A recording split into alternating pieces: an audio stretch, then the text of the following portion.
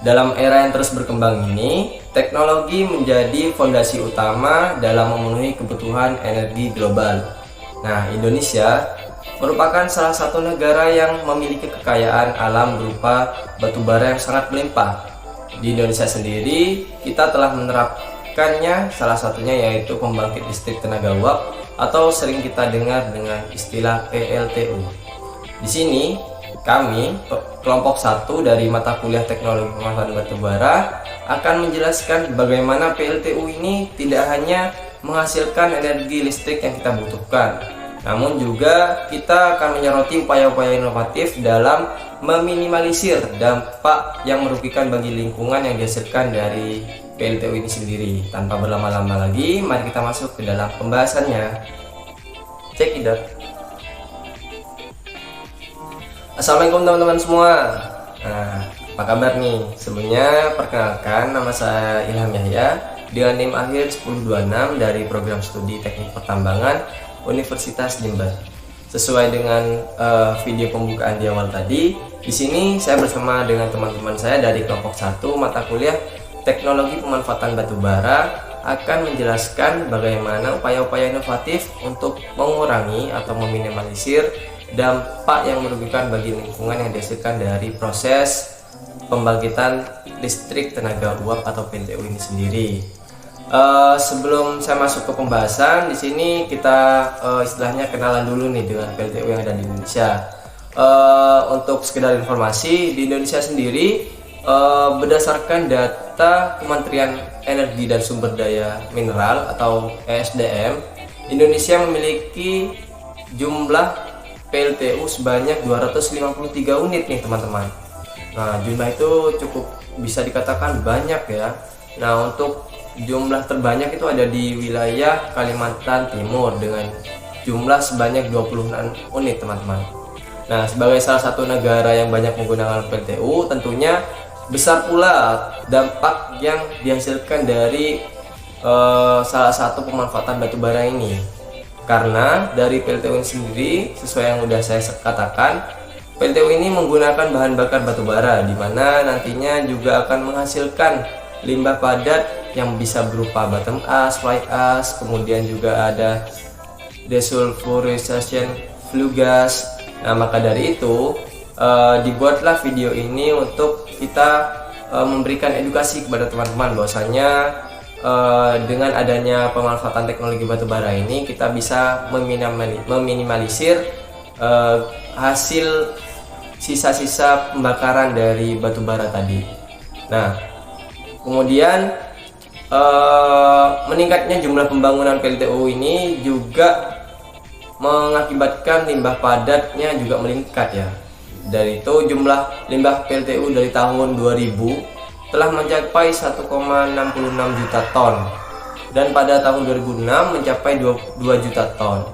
Di Indonesia, produksi limbah abu dasar atau bottom ash dan juga fly ash atau abu terbang dari tahun ke tahun itu meningkat yang sebanding dengan konsumsi penggunaan batubara sebagai bahan bakar untuk proses pembakaran di industri PLTU itu sendiri.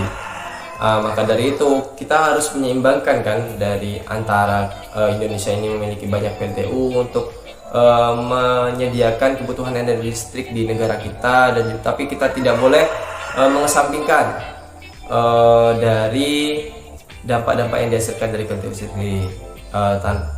Mungkin itu sekian untuk informasi saja.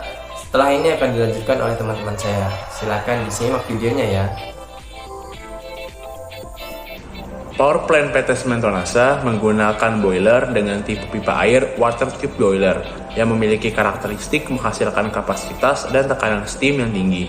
Jenis batubara yang digunakan yaitu batubara berkalori 4200 dan berasal dari berbagai pemasok. Teknologi pembakaran batubara pada BTG Power Plant PT Semen Tonasa yaitu pembakaran batubara serbuk yang biasa disebut pulverized coal combustion atau PCC. Fly ash adalah abu yang berterbangan di atas tungku pembakaran batu bara, sedangkan bottom ash merupakan hasil pembakaran yang mengendap di tungku pembakaran batu bara. Terdapat beberapa unsur pada fly ash dan bottom ash seperti silika, besi, aluminium, dan kalsium dalam jumlah besar, serta terdapat unsur-unsur lainnya dalam jumlah kecil.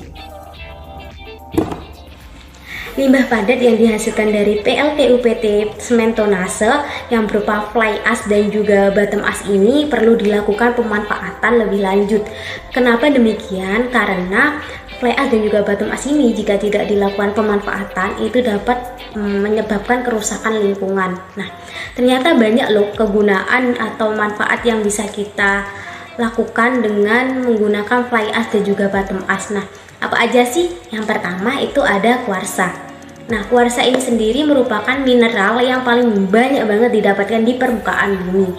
Nah, mineral kuarsa ini juga banyak digunakan dalam industri karena sifat piezoelectricnya. Nah, kuarsa dalam fly ash ini sendiri nanti akan digunakan untuk campuran pembuatan cat, kaca, abrasif, dan juga silikon karbid yang sangat keras dengan jumlah yang sangat banyak.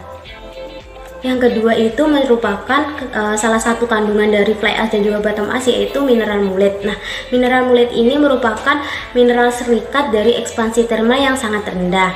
Mineral mulet ini dalam fly ash dan juga bottom ash itu terbentuk dari tubuh porselen dalam penembakan di dalam industri. Nah, kandungan dari fly ash dan bottom ash yang merupakan mineral mulet ini banyak digunakan sebagai campuran dalam pembuatan keramik karena sifat fisik dan mekaniknya yang sangat kuat digunakan sebagai tambahan untuk pembuatan keramik di industri.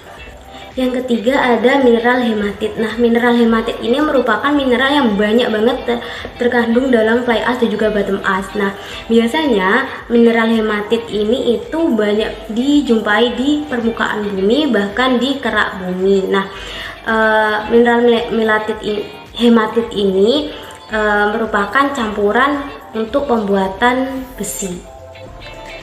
Itu tadi merupakan pemanfaatan teknologi batu bara, yaitu berupa pembangkit listrik tenaga uap yang berada di PT Semen Tonase, dan juga upaya penanggulan dari limbah yang dihasilkan berupa fly ash dan juga bottom ash, di mana untuk mencegah terjadinya kerusakan lingkungan yang diakibatkan dari pembangkit listrik tenaga uap ini sendiri. Nah, saya Putri dan juga teman-teman dari kelompok 1 pamit undur diri. Mohon maaf apabila terdapat kata yang salah dalam video ini, dan terima kasih telah menyaksikan video ini.